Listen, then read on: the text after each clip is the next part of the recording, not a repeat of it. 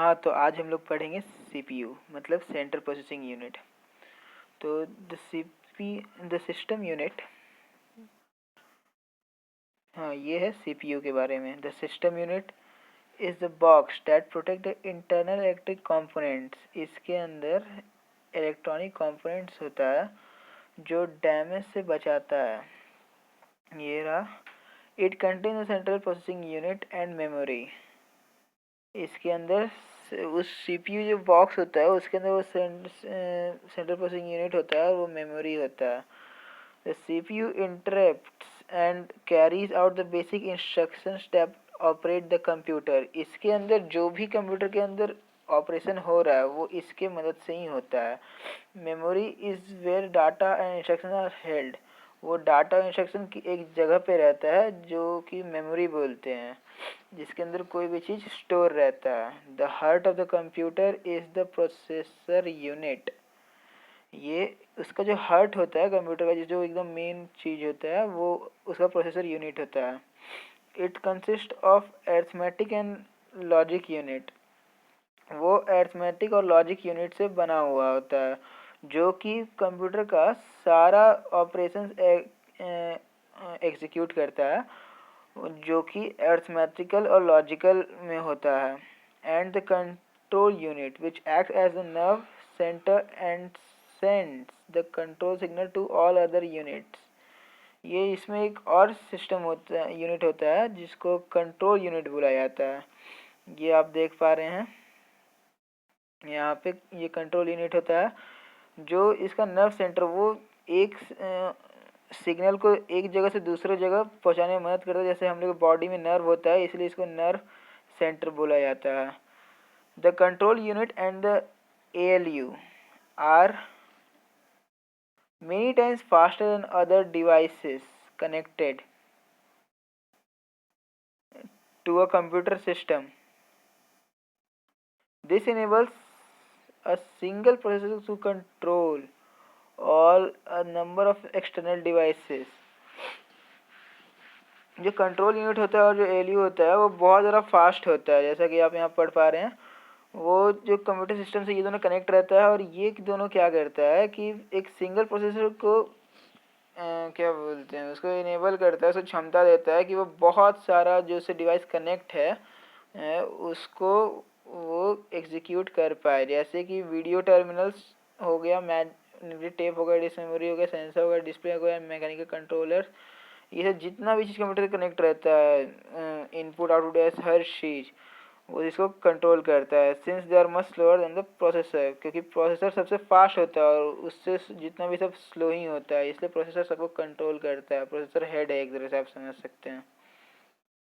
फिर आता है मेमोरी। मेमोरी जैसा कि हम बोले कि सब चीज़ यहीं पे स्टोर रहता है, आपको मालूम है। तो मेमोरी आप में देयर आर कैटेगरीज, इसमें भी बहुत सारा प्रकार होता है मेमोरी का, जैसे प्राइमरी मेमोरी, सेकेंडरी मेमोरी और एक्सटर्नल मेमोरी जिसको हम लोग बोलते हैं।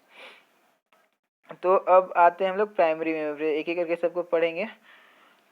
Primary memory is very fast as data and programs must be in the primary memory for execution। Primary memory क्या होता है कि ये सबसे पहला मेमोरी होता है जो जिसमें आपका ज़्यादातर प्रोग्राम एग्जीक्यूट करता है। Random access memory and readable memory are both primary memory. जो रैम और रोम होता है दोनों आपका प्राइमरी मेमोरी में आता है। रैम रोम क्या है उसके बारे में पढ़ते हैं हम लोग। रैंडम एक्सेस मेमोरी जिसको हम लोग रैम बोलते हैं, ये आपका वो मेमोरी है, रेफर्स टू द मेमोरी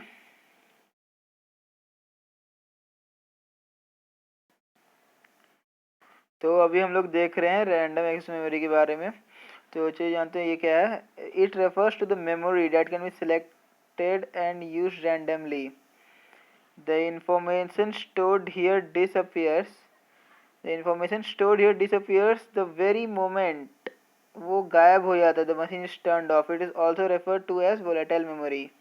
इसको वोलेटाइल मेमोरी भी कहते हैं। तो चलिए समझते ये है क्या असल में। ये रैंडम एक्सेस मेमोरी एक ऐसा that can select and use randomly. ये आपका छोटा मोटा काम में ये बोला जा सकता है कि हर काम में इसको यूज़ किया जाता है, इसीलिए ये आपको प्राइमरी मेमोरी में लिया गया है। मेमोरी स्टोर्ड इन्फॉर्मेशन जो यहाँ स्टोर होता है वो मशीन के ऑफ होने के बाद गायब हो जाता है, वो एकदम डिसअपियर हो जाता है जब जब मशीन को हम लोग टर्न ऑफ करेंगे यहाँ पे। तो इसीलिए ये वोलेटाइल मेमोरी बोलते हैं इसको, क्योंकि वोलेटाइल मेमोरी, इसको वोलेटाइल मतलब जो बहुत जल्दी उड़ जाए, जो ख़त्म हो जाए, इसीलिए इसको वोलेटाइल मेमोरी कहा जाता है, रैंडम एक्सेस मेमोरी को। तो अब आते हैं रीड ओनली मेमोरी पे। Read only memory is permanently built into the computer at the first time of production. The information from this memory can only be read and it is not possible to write fresh information on it. तो बात यहाँ पे ये है कि read only memory आपका ये permanent रहता है, ये वॉलेटाइल नहीं रहता है रैंडम एक्सेस मेमोरी की तरह। इसको शॉर्ट फॉर्म में रोम बोलते हैं और ये जब कंप्यूटर के स्टार्ट होता है उसी समय ये प्रोड्यूस होता है। तो इसमें क्या है कि the information from this memory can only be read, इसको हम लोग बस पढ़ सकते हैं इसको and it is not possible to write fresh information into it. इसको हम लोग वापस से इसको कुछ हेर फेर नहीं कर सकते, इसमें कुछ बदलाव नहीं हो सकता। इसमें क्या है कि it permanently stores a set of instruction which instructs the computer how to work. ये कंप्यूटर के सही तरह से वर्क करने में कंप्यूटर को असिस्ट करता है, ये जो रोम मेमोरी है। After we switch on the computer it uses the instructions stored here to carry out a series of tasks automatically before we can actually use the computer। तो इसमें क्या होता है कि जब हम लोग कंप्यूटर स्टार्ट करते हैं, तो जैसे ही हम लोग स्टार्ट करते हैं आप लोग देखा होगा कि एक बीप आता है कंप्यूटर में, पीप कैसा भी। तो वो क्या करता है कि सब चीज़ चेक वेक करता है और अपना कंप्यूटर में सब चीज़ देखता है सब सही है कि नहीं, और सारा प्रोग्राम को लोड करता है। तो वही है कि ये बताया यहाँ पे इट ये carry out a series of task automatically before we actually use a computer. तो ये क्या काम करता है कि पहले ही सब चीज़ चेक करता है, प्रोग्राम को लोड करता है कि उसके बाद हम लोग कंप्यूटर यूज़ कर पाएँ। फिर आते हैं हम लोग सेकेंडरी मेमोरी और ऑक्सिलरी मेमोरी। इसमें क्या है कि the content of RAM is erased when electric power is switched off. ऐसा हमने पहले पढ़ा था कि रैम वो डिलीट हो जाएगा, वॉलेटाइल मेमोरी है, जिसे ही स्विच ऑफ किया जाएगा। So it become necessary to store data for future use. तो आगे हम लोग यूज़ कर पाएँ उसके लिए हमें डाटा को स्टोर करना बहुत ज़रूरी है कहीं पे। तो since primary memory is expensive too, और जो प्राइमरी मेमोरी है बहुत एक्सपेंसिव होता है, तो we need a relatively cheaper form of backup storage. हम लोग एक अल्टरनेट वे ढूंढेंगे, एक दूसरा तरीका दूसरा जगह जहाँ हम स्टोर कर सके अपना सारा इंफॉर्मेशन वगैरह जो भी है हम लोग के पास, और वो बहुत ज़्यादा क्वांटिटी में होना चाहिए, वास्ट क्वांटिटी में। तो 10 secondary memory devices became an important part of the computer. इसीलिए जो कंप्यूटर में मेन स्टोरेज होता है, जहाँ आप अपना कुछ सेव कर सकते हैं फाइल्स वगैरह, वो बहुत ज़रूरी हो जाता है, इम्पॉर्टेंट हो जाता है। इसीलिए एक सेकेंडरी मेमोरी कंप्यूटर में दिया जाता है, जिसके बिना आप कंप्यूटर सोच नहीं सकते हैं लगभग।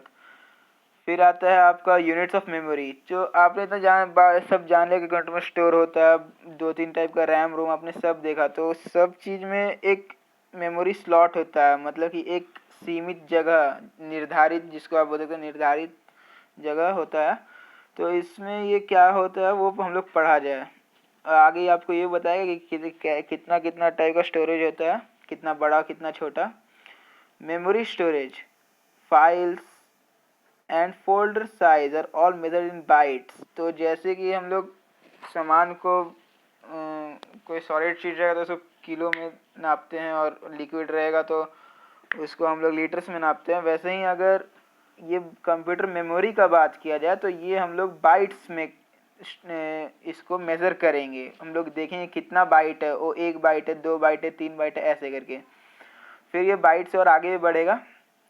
फिर कंप्यूटर्स जैसे कि ग्राम और किलोग्राम जैसे बढ़ता है ना, वैसे ही बाइट किलोबाइट। वैसे computer work in the base 2 system. Computer work करता है बेस 2 सिस्टम पे, also called the binary number system, using the only using only the digits 0 and 1। तो आइए हम समझते हैं ये लाइन क्या बोल रहा है। Computer work in the base 2 system. Base 2 system क्या होता है? वो होता है बाइनरी सिस्टम, जिसको हम लोग और बोलते हैं बाइनरी सिस्टम भी बोलते हैं। और इस बाइनरी सिस्टम में क्या है कि वो कंप्यूटर आपका सिर्फ 0 और 1 का लैंग्वेज समझता है, 0 और 1 का बस। तो इसमें और आगे है कि अ सिंगल न्यूमेरिक वैल्यू,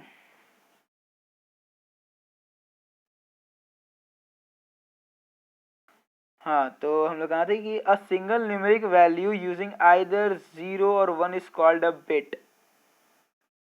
अगर हम लोग इसमें ये बोल रहा है कि कोई भी न्यूमेरिक वैल्यू, जैसे कि कोई कंप्यूटर में क्या होता है, कोई मैसेज टाइप होने के लिए आप कुछ भी टाइप कीजिएगा। मान लेते हैं आप टाइप करेंगे, मान लेते हैं आप अपना नाम टाइप करते हैं, नेम, या कुछ भी क्लास वगैरह, ये जो 4 डिजिट का हम नेम लिखे हैं वो कंप्यूटर आपको कुछ 0 1 0 ऐसा करके समझेगा। तो आपका एक बिट क्या होता है, जो सबसे लोएस्ट आपका मेजरमेंट होता है कंप्यूटर में, वो होता है 1 बिट का। तो 1 बिट का जो मेजरमेंट होता है, या तो वो बस 0 होगा, नहीं तो फिर वो बस 1 हो सकता है, ये दोनों में से कोई एक। ये दोनों आपका एक बिट होता है।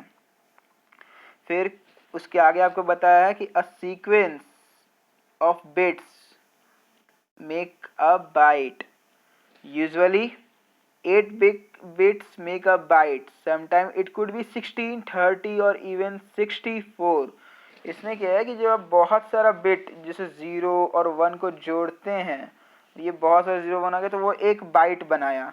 और ज़्यादातर एक बाइट आपका बनता है कम से कम 8 बिट से, या 16 बिट से, या तो इवन 64 बिट से, जैसा कि आप लोग देख पा रहे हैं 16 32 and even 64। Bits are grouped into bytes to increase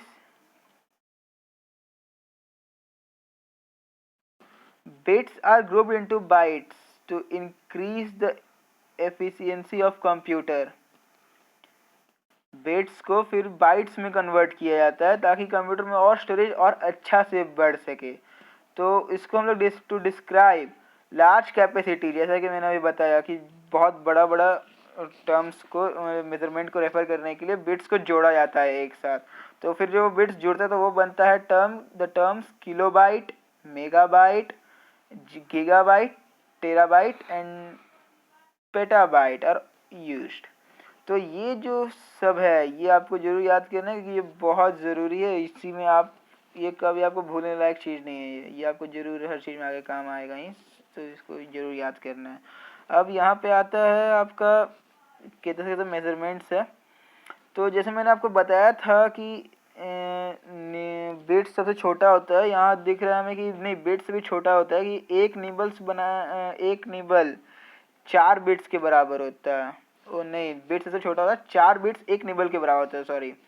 तो फिर अब ये आ गया कि एक बिट 8 बिट आपका बनेगा एक बाइट में, इज इक्वल टू एक बाइट। ये आपका बिट नहीं बिट्स होगा, बिट्स होगा। तो ये एक बाइट आपका 8 बिट आपका एक बाइट बनाता है, अगर आप इसको उल्टा देखें तो। एक बाइट मतलब 8 बिट, 8 बिट मतलब एक बाइट। तो जब आपका वही एक बाइट अब बना, ये अब 1000 बाइट लेंगे तो ये 1 किलो बाइट बनेगा। फिर ये अगर हम 1000 किलो बाइट लेंगे, यहाँ पे आप स्क्रीन पे देख पा रहे हैं, तो 1000 किलो बाइट लेंगे तो फिर वो 1 MB बनेगा। और फिर जब हम लोग 1024 MB लेंगे तो फिर वो 1 GB बनेगा। और फिर जब वो 1024 GB होगा तो फिर वो 1 TB होगा। फिर जब वो 1024 TB होगा तो वो 1 PB होगा। तो इसको जैसे आप देख रहे हैं स्क्रीन पे, ऐसे ही समझना है। फिर हम लोग मेमोरी के बाद आगे बढ़ते हैं सॉफ्टवेयर पे। तो सॉफ्टवेयर क्या होता है? Software systems hardware must have software to function.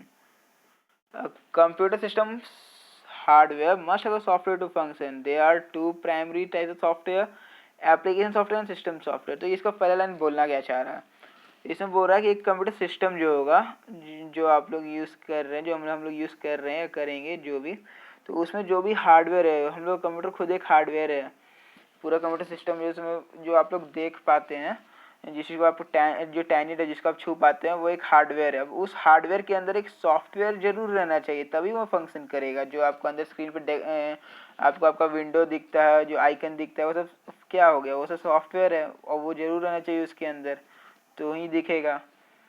There are two primary types of software. Software ज़्यादातर दो प्रकार के ही होते हैं, दो ग्रुप में इन लोग क्लासिफाई किया गया है, वो है एप्लीकेशन सॉफ्टवेयर और एक आता है सिस्टम सॉफ्टवेयर। तो आइए जानते हैं आगे ये सब है क्या।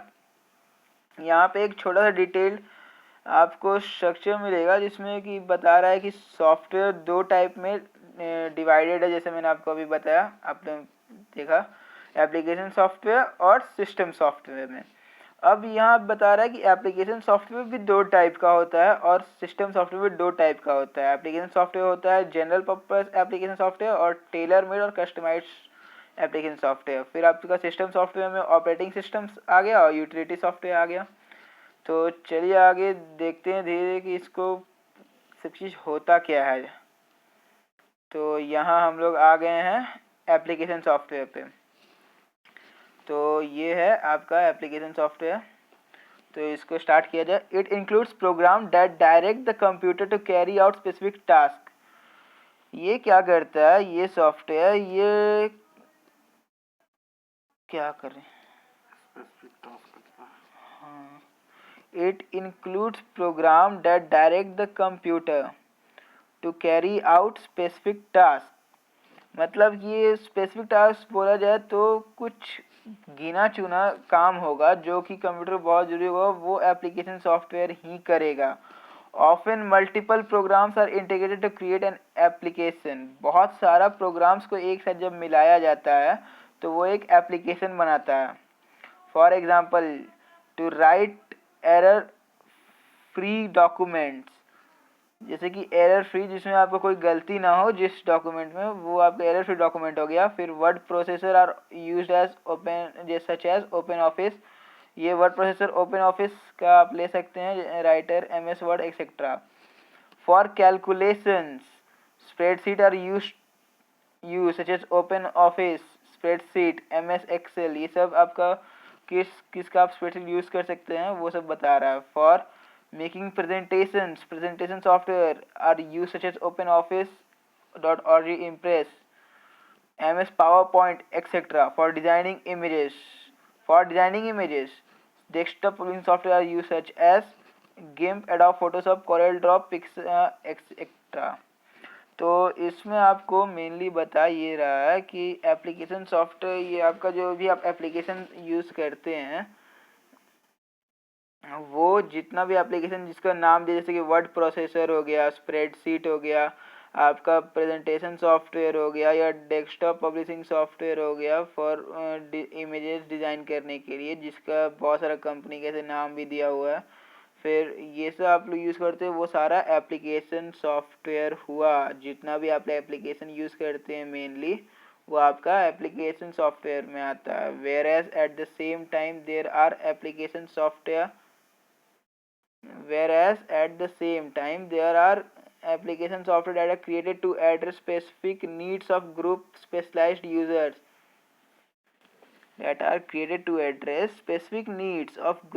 specialized users, and are therefore known as tailored or customized software to perform required tasks in specific manner। इसमें क्या होता है कि जो एप्लीकेशन सॉफ्टवेयर होता है आपका, वो कभी कभी एक बहुत स्पेसिफिक टास्क के लिए ही बना होता है, जो कि आपका स्पेशलाइज्ड यूज़र जो उस टास्क जो काम करता है बस उन्हीं लोग के लिए बनाता है, इसीलिए उसको वो टेलर्ड, वो सॉफ्टवेयर को टेलर्ड और कस्टमाइज सॉफ्टवेयर ही बोलते हैं। कस्टमाइज सॉफ्टवेयर मतलब जो कस्टमाइज किया गया है एक ग्रुप ऑफ यूज़र जिसका एक सेम प्रेफरेंस हो, जो एक चीज़ पे काम करे, जिसको एक टाइप का एक स्पेसिफिक मैनर में उनके हिसाब से उनका एप्लीकेशन सॉफ्टवेयर होना चाहिए। There are many packed softwares available addressing specific needs of small or big groups of users। इसमें क्या है, जो मैंने आपको बताया बहुत सारा सॉफ्टवेयर एक साथ बना रहता है उन लोग के लिए जिनका एक स्पेसिफिक काम होता है, जिनका काम एक टाइप का होता है, और जो एक वो ग्रुप ऑफ पीपल हो सकते हैं या फिर छोटा भी हो सकता है या तो बहुत ज़्यादा भी हो सकता है। वो लोग जिसको एक टाइप का काम चाहिए, वो जिन लोग का प्रेफरेंस सेम है काम करने का, उन लोग के लिए ये पैक सॉफ्टवेयर अवेलेबल होता है। जैसे कि यू हैव टैली, ये सब एग्जांपल्स है, और quick book to address small business में अकाउंटिंग नीड्स, ये सब जिस लोग को अकाउंटिंग का नीड होता है वो टैली का यूज़ करते हैं या क्विक बुक्स का यूज़ करते हैं। But it can also serve a multinational company, अगर मल्टीनेशनल कंपनी को भी काम है तो वो लोग भी यूज़ कर सकते हैं, अपना प्रेफरेंस चूज़ करने पे बहुत सारा सॉफ्टवेयर आता है आजकल। फिर हम लोग आते हैं सिस्टम सॉफ्टवेयर में। जैसे एप्लीकेशन सॉफ्टवेयर था वो ख़त्म हो गया, अब यहाँ आए हम लोग सिस्टम सॉफ्टवेयर में। तो ये चलिए स्टार्ट करते हैं। सिस्टम सॉफ्टवेयर क्या है? ये इंक्लूड करता है program that enable computer hardware to work with and run the application software. तो जैसे कि हमने पढ़ा था कि हार्डवेयर को काम करने के लिए सॉफ्टवेयर चाहिए, वैसे ही जो एप्लीकेशन सॉफ्टवेयर हमने पढ़ा था उसको रन करने के लिए भी चाहिए आपका सिस्टम सॉफ्टवेयर, वो बहुत ज़रूरी है। System software is a interface between the user and other programs and the computer's hardware. ये जो बाकी आप लोग कंप्यूटर हार्डवेयर देखते हैं या प्रोग्राम देखते हैं वो उसका इंटरफेस है, मतलब वो आप दोनों के बीच में रिएक्ट करता है। आप दोनों कौन? यूज़र और उस कंप्यूटर या प्रोग्राम जो कि कंप्यूटर का हार्डवेयर जो हो गया। अब यहाँ हम लोग आते हैं, there are two categories of system software. There are two categories of system software, operating systems and system utilities. जैसे कि एप्लीकेशन सॉफ्टवेयर में भी दो टाइप था, वैसे ही सिस्टम सॉफ्टवेयर में भी दो टाइप है। चलिए देखते हैं वो है क्या। जैसे कि ये पहला आ गया ऑपरेटिंग सिस्टम है, और फिर ये आ गया सिस्टम यूटिलिटीज़। ऑपरेटिंग सिस्टम और सिस्टम यूटिलिटीज़। तो ऑपरेटिंग सिस्टम स्टार्ट करते हैं। Operating system also refer to as the OS, ये इसका शॉर्ट फॉर्म है जो इसको आप शॉर्ट में बोल सकते हैं। Is a computer program that manage all the other programs on your computer. ये आप समझ लीजिए जैसे कि ये आपका सबसे मेन सिस्टम सॉफ्टवेयर है जिसके अंदर बाकी सारा ये मैनेज करता है, बाकी सारा का सारा प्रोग्राम्स को आपके कंप्यूटर पे इसी के अंदर सब स्टोर रहता है। जैसे कि यहाँ लिखा हुआ है store files in an organized manner, ये इसको कैसे सही ढंग से रिप्रेजेंट करना है वगैरह सब बताएगा। ये आपको कोऑर्डिनेट करवाएगा the use of the computer hardware such as keyboard and mouse, ये आपका प्रॉपर फंक्शनिंग में मदद करता है। फिर the operating system frees one from having to interact directly with the hardware. The operating system frees one from having to interact directly with the hardware. ये क्या करता है कि ये रोकेगा आपको सीधे जो डायरेक्टली, मतलब कि जो हार्डवेयर से इंटरेक्ट करने में वो डायरेक्टली रोकेगा ऑपरेटिंग सिस्टम आपको, other than clicking the mouse button और pressing the keys on the keyboard to complete task. Hardware में आपका ये कीबोर्ड या यहाँ जो हार्डवेयर लिखा हुआ है इसका मतलब आपका कीबोर्ड और माउस को छूने से आपको नहीं, ऐसा नहीं कि उसको छूने से रोक देगा, वो तो आपको उससे काम करना ही है ताकि आपका काम जरूर हो जाए, लेकिन वो बाकी और जो है उसको डायरेक्ट इंटरेक्ट करने से बचाएगा। मतलब पहले आप इसको इंटरेक्ट, ऑपरेटिंग सिस्टम को आप इंटरेक्ट करिएगा, वो उससे इंटरेक्ट करेगा, फिर आपको वो उसको वापस रिजल्ट देगा, फिर ऑपरेटिंग सिस्टम आपको वापस रिजल्ट देगा। फिर आते हैं हम लोग यूटिलिटी सॉफ्टवेयर पे। तो यूटिलिटी सॉफ्टवेयर जैसे कि आप देख रहे हैं यहाँ पे, utility software is a form of system software.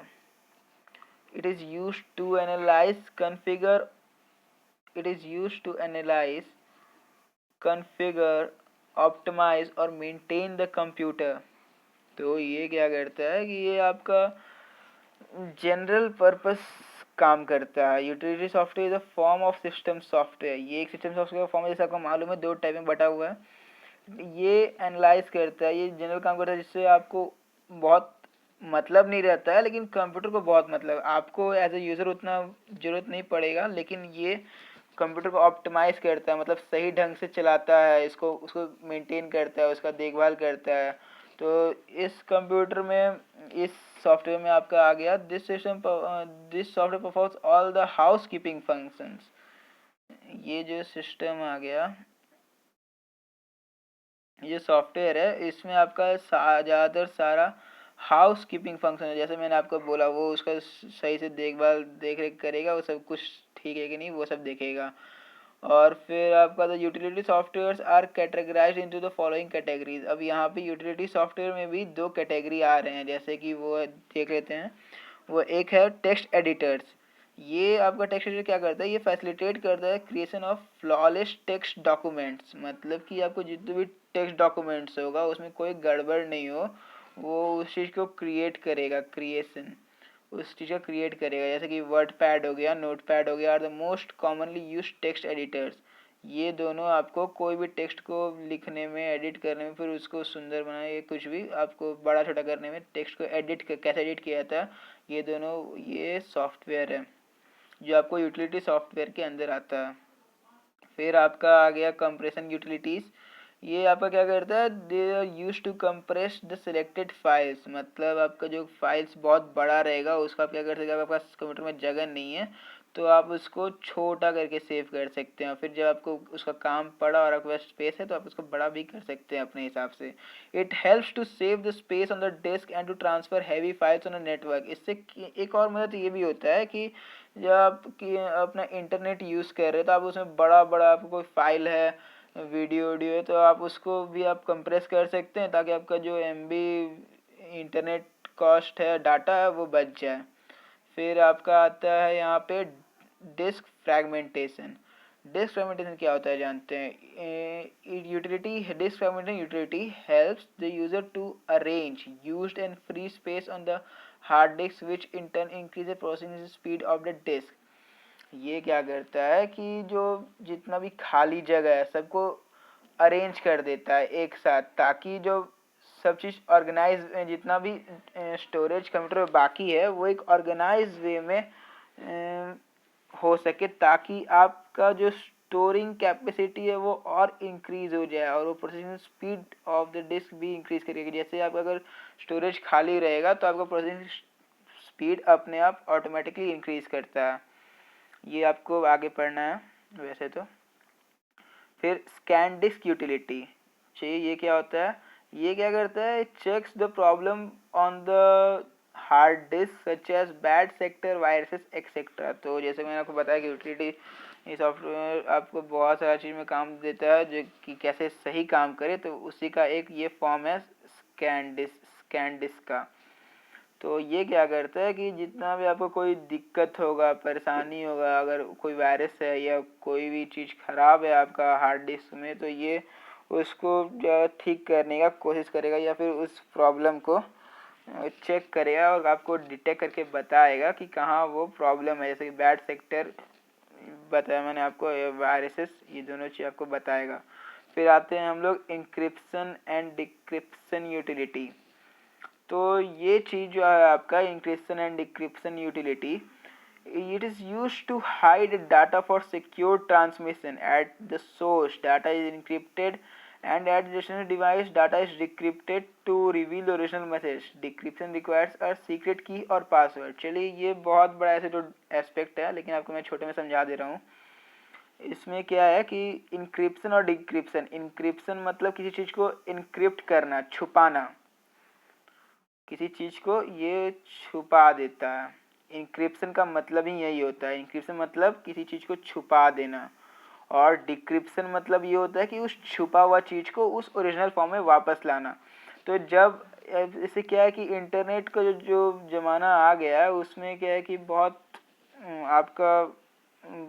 आप प्रोन रहते हैं किसी भी टाइप का रिस्क से, आपका मैसेज को दूसरा पढ़ सकता है या कुछ भी। तो उसमें क्या करता है कि जो सोर्स है जहाँ से आप मैसेज भेजते हैं वो आपका मैसेज को एक फॉर्म में इनक्रिप्ट कर देता है। इनक्रिप्ट जैसे मैंने आपको बताया था कि उसको छुपा देता है, और छुपाने के बाद वो आपका उसको डेस्टिनेशन पे भेज देता है, और फिर उस डेस्टिनेशन के पास भी एक ऐसा सॉफ्टवेयर रहेगा जो उसको डिक्रिप्ट करेगा, मतलब उस छुपा हुआ चीज़ को वापस लाएगा ओरिजिनल मैसेज में, फिर वो ओरिजिनल मैसेज आपको मालूम चल जाएगा।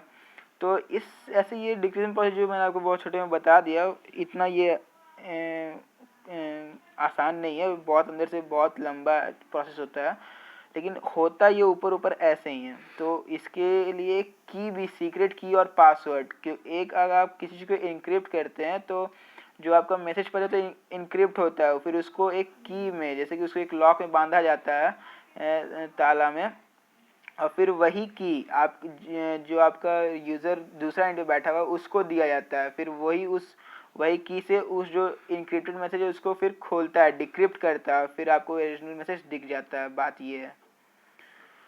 तो फिर आगे हम लोग यहाँ जो कंप्यूटर कैरेक्टरिस्टिक्स है वो हम लोग नेक्स्ट क्लास में देखा जाएगा।